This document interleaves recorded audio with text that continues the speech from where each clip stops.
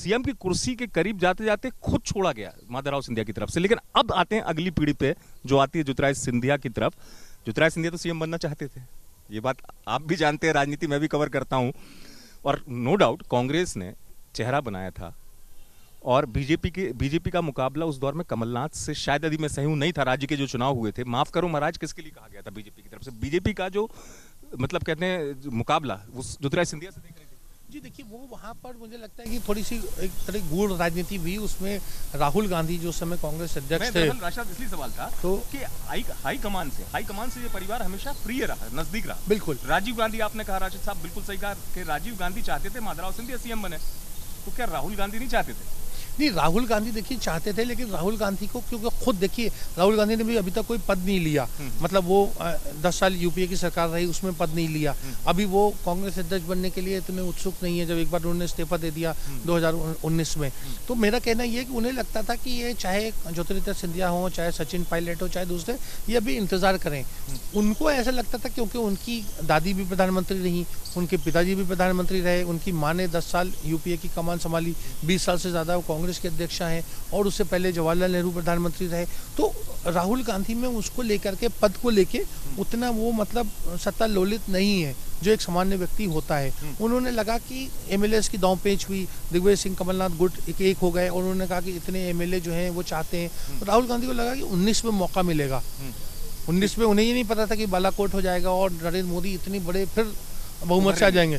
उन्हें लग रहा था कि कोई खिचड़ी सरकार भी बन सकती है। तो खिचड़ी सरकार में वो कमलनाथ और मैं उनका राजस्थान के मुख्यमंत्री का भी अशोक गहलोत, ये लोग केंद्र में आ जाएंगे और यहाँ नए मुख्यमंत्री बना जाएंगे। कुछ उनके दिमाग में गुणाभाग चल रहा था। लेकिन वो जब सिंधिया जी अपना खुद चुनाव हार गए 19 में, और कांग्रेस के इतना बुरा हाल देखा, तो मुझे लगा, उन्हें अंदाजा हुआ कि या तो राहुल गांधी करना नहीं चाहते हैं या करने में सक्षम नहीं है।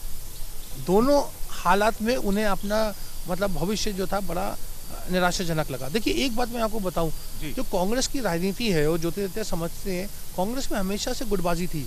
जब माधवराव सिंधिया थे तब प्रदेश में 4 गुट, जी हाँ, तो शुक्ला गुट था, ये अर्जुन सिंह गुट था, दिग्विजय सिंह गुट था, कमलनाथ गुट था, या अगर हम ट्राइबल लीडरशिप की बात करें, अरुण यादव वगैरह, या इनके पिताजी सुभाष यादव, सब थे।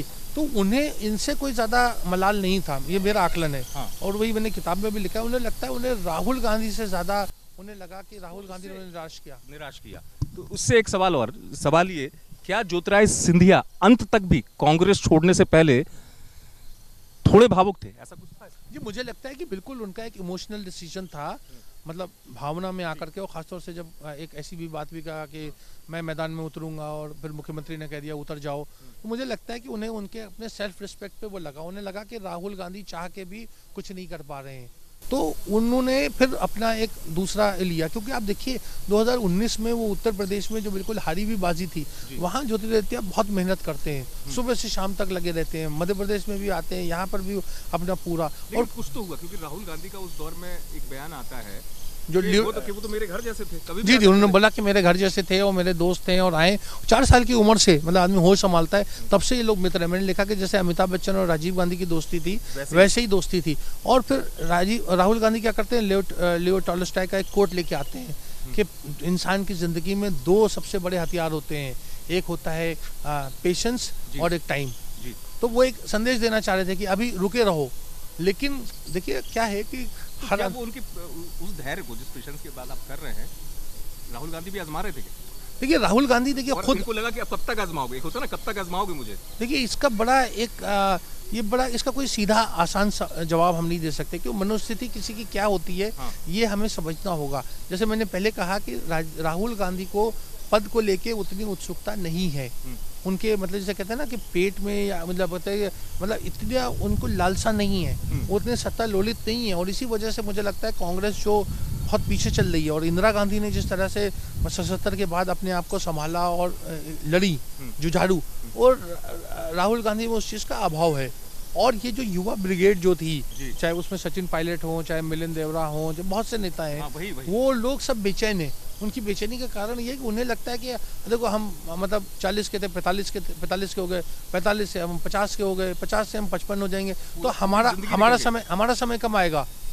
और राहुल गांधी को लगता है कि एक व्यक्ति क्या कर सकता है, तो वो राहुल गांधी ही मतलब उस चीज को सोच सकते हैं। लेकिन ये देखिए एक ये सामान्य मतलब वही मैं कह रहा हूँ, एक इंसान में ख्वाहिश होती है और ये कोई लालच नहीं होती कि वो अगर उसे लगता है कि कैपेबिलिटी है, वो जनमानस से जुड़ा हुआ है, वो चुनाव जीतता रहता है, उसका विजन है, तो वो मंत्री बने, मुख्यमंत्री बने, देश और समाज का भला करे। तो इसमें कोई जो ज्योतिरादित्य सोच रहे थे उसमें कोई आपत्तिजनक बात नहीं है। हाँ, बिल्कुल आपत्तिजनक बात नहीं है। तो वैसे तो तमाम चीजें इस पुस्तक पे मैं जितनी बात करूं उतना कम है, क्योंकि राशिद साहब ने लिखा बड़ा अच्छा है और समझना, क्योंकि मतलब मैं जो शुरुआत में भी कह रहा था कि इतिहास से वर्तमान की जो यात्रा, और इस पुस्तक में जो है वो 300 सालों की यात्रा है, थोड़ी बहुत नहीं है। 1730 से अगर मैं शुरू करूंगा तो बात करते करते हम अब तक आ जाएंगे। 300 साल की ये यात्रा है। एक छोटा सा सवाल अंत में, पूरा परिवार है, अब परिवार एक ही पार्टी में है। वो दौर था कि जब अलग अलग विचारधारा थी, तमाम चीजें थी। मेरा सवाल ये, इस परिवार में ज्योतिरादित्य सिंधिया अब वो चेहरा है, कैसे आप देखते हैं आगे की राजनीतिक यात्रा? क्या ज्योतिरादित्य सिंधिया घराने का पूरा इतिहास है, चूंकि आगे बढ़ते हुए आप अगला अध्याय क्या देखते हैं इस पुस्तक से आगे से ज्योतिरादित्य सिंधिया? जी देखिए, वो उसके लिए तो हमें समय का इंतजार करना पड़ेगा, लेकिन एक जी हाँ, एक अच्छी शुरुआत है। मैंने लिखा है कि सिंधिया परिवार का एक मतलब एक अनफिनिश्ड एजेंडा है। मतलब जो मराठा शासक थे वो कभी दिल्ली पे मतलब हुकूमत नहीं कर पाए। उसके बाद आज़ाद हिंदुस्तान में 2-3 बार बड़े अच्छे मौके मिले। उसके आज़ाद हिंदुस्तान में भी YB चौहान, शरद पवार जैसे बड़े बड़े नेता, माधवराव सिंधिया भी, वो प्रधानमंत्री बन सकते थे लेकिन नहीं बन पाए। अब ज्योतिरादित्य सिंधिया को अब आज प्रधानमंत्री के रूप में ना देखें, अभी वो 50 साल के हैं। अगले 15 साल या 20 साल में देश की राजनीति का क्या, मध्य प्रदेश की सियासत तो देखिए मुझे लगता है वो बहुत उसमें वो नहीं करेंगे, क्योंकि उनका और मतलब जो शिवराज सिंह चौहान है उनमें बहुत उम्र का फ़र्क नहीं है। मतलब 8 साल का 9 साल का फ़र्क होगा। तो मुझे लगता है कि शिवराज सिंह चौहान यहाँ पर एक पारी खेलते रहेंगे कुछ। और सिंधिया जी का, क्योंकि जो उनका काम करने का तरीका है, देखिए बाईलिंगुअल है, विजनरी है, जिस तरह का मंत्रालय मिला है, मुझे लगता है कि चाहे वो संघ परिवार हो या भाजपा हो, उनसे एक नेशनल रोल की उम्मीद कर रहा है। और दो बातें मैं बताना चाहूँगा। एक तो ये कि उन्होंने कांग्रेस की जो बेंच स्ट्रेंथ होती है, जो ताकत थी, वो खाली कर दिया कि राहुल के बाद कौन, अगर राहुल गांधी नहीं बनते तो सिंधिया जी एक अच्छे उम्मीदवार हो सकते थे। हाँ, तो इसको कांग्रेस का नुकसान हुआ। दूसरा, भाजपा के पास में आज अगर हम 2024 तक आप देखिएगा कि जो 5 या 10 बड़े चेहरे होंगे राष्ट्रीय स्तर पे, जैसे अमित शाह जी हैं, उसके बाद उत्तर प्रदेश के मुख्यमंत्री हैं योगी आदित्यनाथ, महाराष्ट्र के पूर्व मुख्यमंत्री जो हैं देवेंद्र फडणवीस हैं, वो है, इधर स्मृति ईरानी है। और इसमें देखिएगा आप ज्योतिरादित्य सिंधिया तेजी से उभरेंगे, जगह बन जाएगी, वो जगह बना लेंगे। हाँ। उनको कोई रोक नहीं सकता। तो एक अनफिनिश्ड एजेंडा, अंग्रेजी का सहारा ले रहा हूँ, अनफिनिश्ड एजेंडा है, क्योंकि मुझे लगता है कि अगर मैं उसका व्याख्यान में जाऊंगा तो कुछ और मतलब निकल आएगा। तो वो अनफिनिश्ड एजेंडा जो है वो मुझे लगता है वो पूरा कर सकते हैं। तमाम चीजें राशिद साहब ने हमको बताई है।